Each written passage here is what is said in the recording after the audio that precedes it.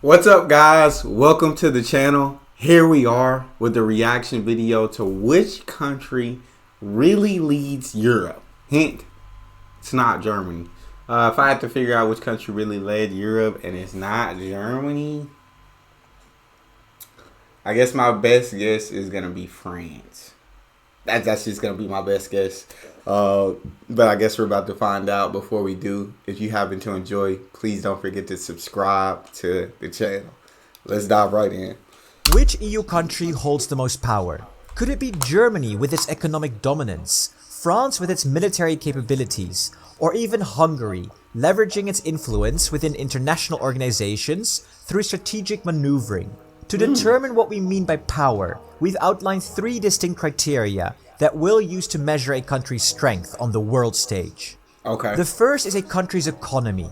In today's world, a strong economy is vital to being seen as a powerful international force. A healthy economy Agreed. usually means citizens have more access to the goods and services they need, such as healthcare or education. Citizens also have more spending power and are more free to invest in or open businesses, both at home or abroad. Higher standards of living and purchasing power mean countries are able to resist pressure from other nations' economies and are able to exert more influence on those with weaker economies. Look at China and Africa, who has been investing serious capital into building roads and infrastructure in exchange for international influence at the West's expense. In the EU, Facts. the two countries with the largest economies are France and Germany. Combined, they represent a staggering 38% of the entire EU's gross domestic product. Though France boasts an impressive $3 trillion economy, the 7th largest in the world, Germany stands as the king of European economies at $4.4 trillion, the 3rd largest economy on the planet. Germany also has the largest population within its borders, 83 million people.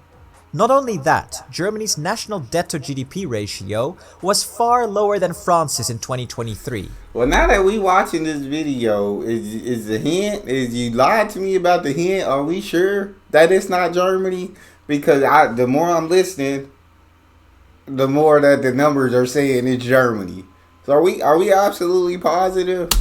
66% to 110% to be precise. Oh my God. Germany is thus a more stable economy that is able to produce more than it owes compared to France, who is more reliant on foreign investment.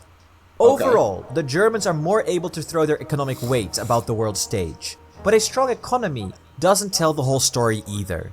The second way a country's strength can be measured on the world stage is through its military might. A strong military means a nation is able to defend itself from foreign attacks or pressure, and gives it a more important bargaining position when negotiating international agreements. The United States knows this well and has established naval and air bases to protect their interests all over the planet. They put them everywhere. I watched the video. They're everywhere. So which EU military is the strongest? There's only one answer here: France. While Germany actually spends more on its defense every year, the French armed forces are the largest in the European Union. Just in terms of active personnel, France stands head and shoulders above all the other member states, with 226,000 military personnel. That's more than Germany's 183,000. In this category, Italy comes third, with 165,000 active personnel in its armed forces. But Italy's naval fleet is slightly larger than France's due to its acquisition of a second aircraft carrier. However, France outshines Italy and Germany in most other aspects. The French military boasts more vehicles in its army, a renowned technologically advanced and versatile navy, and a larger air force with a significant number of fighters. Germany is mainly recognized for its land forces, especially for the Leopard 2 tanks, highlighting its strength in armored warfare. You probably remember the fuss that was caused over sending its powerful Leopard 2 tanks to Ukraine in 2022. A special shout out does go to Poland though, who have been spending more on their military per capita than any other EU nation state. The final nail in the coffin for this argument is France's nuclear power. France is the only country in the EU to have its own nuclear weapons. In the 1960s, President de Gaulle wanted his country to have more independence from the United States and funded the French nuclear program.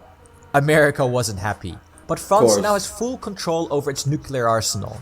And America didn't want nobody else to have nuclear power. They wanted to be the one and only country with nuclear power because then you assure that you are the most powerful. You assure like people gonna do what you say because you got that nuclear threat. France said, "Nah, we want our own." It's crazy. I honestly thought that the UK had nuclear power. I guess that would have been the only country outside of France that I would have guessed that had nuclear power. But I would have been for sure that they had nuclear power. This is very interesting. any country silly enough to invade France could face total annihilation. That's a pretty strong deterrent. Yeah. But tanks and money aren't the only ways of measuring a country's place on the world stage. Sometimes, power is much more subtle. The third criterion we used is diplomacy and soft power. Basically, what other factors make a country more relevant internationally besides its economy and military? The French language and culture is known across the entire world. And the French have set up the third strongest diplomatic network on the planet, behind China and the US. Most important of all, France is the only permanent member of the United Nations Security Council in the EU, meaning it can veto any actions taken by the organization that it disagrees with. So France is in a pretty good position, but they're not the only ones. Here's where the other member states step in.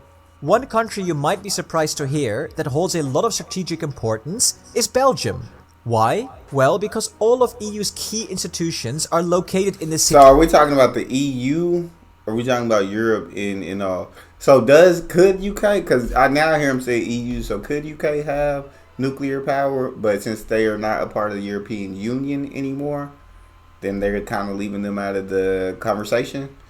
Or does UK not have that power? I'm just very intrigued. And I know UK has that power to veto on the council.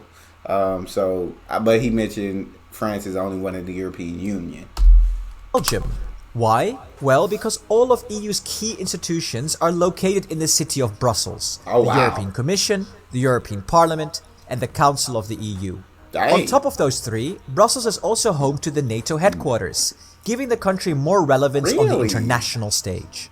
It might not sound like much, but having vital political institutions in your borders can prove very advantageous. For example, when politicians address the European Union, they stop by Brussels. France thinks so too. Have you ever wondered why MEPs travel to Strasbourg to hold a plenary session every other month, despite being in Brussels most of the time? Many member states want to host plenary sessions in Brussels, but that would require a unanimous change to the treaty. And France definitely doesn't want to give up its hold on an important part of the EU decision-making process. Here's another candidate that might shock you. Malta. In the European Parliament, every country receives a number of MEPs proportionate to their population. Okay. France and Germany have the most, with 81 and 96 respectively. So they have the most votes. But there's a maximum and a minimum amount of seats a country can receive. 6 is the minimum and 96 is the maximum. Okay. Malta has the smallest population of any member state at just under 600,000. And only has 6 MEPs representing the country in the parliament. But this means that every Maltese vote counts for more than a German one. In fact, one Maltese vote almost counts 10 times more than one German vote. While other countries as a whole have more seats. So that's how they figure out how to make it each. So even though you have more seats, the votes still count the same amount. You just have less people making these votes. The Maltese, technically, have the most voting power proportionate to their size. Yeah. So Malta, make sure That's you get out crazy. and vote. Finally, we couldn't go a whole video without mentioning Hungary at least once. Okay. Thanks to Prime Minister Viktor Orban's liberal use of the veto power, Hungary has managed to put itself in a powerful negotiating position within the EU, receiving EU funding in exchange for allowing key legislation to pass. Despite its size, Hungary is able to exert a lot of pressure on the international stage. So, which country is the strongest in the EU, given all these criteria? Well, in our opinion, it's France, with Germany as a close second. France's large population and strong economy make it a substantial force in the world, and its powerful military, backed by a robust nuclear arsenal, means it can stand on its own 2 feet. Not only that, France's diplomatic ties, global culture, and position on the UN Security Council give it a lot of weight when addressing matters on the world stage. In the end, though, the EU is all about cooperation. Yeah. One nation becoming more powerful than all the others has only brought trouble in the past. We believe Europe is Facts. strongest when we all work together. But do Agreed. you agree with our analysis? Let us know your thoughts in the comments. And please subscribe and like the video. And if you want to support us further, please consider signing up to Patreon. Until next time.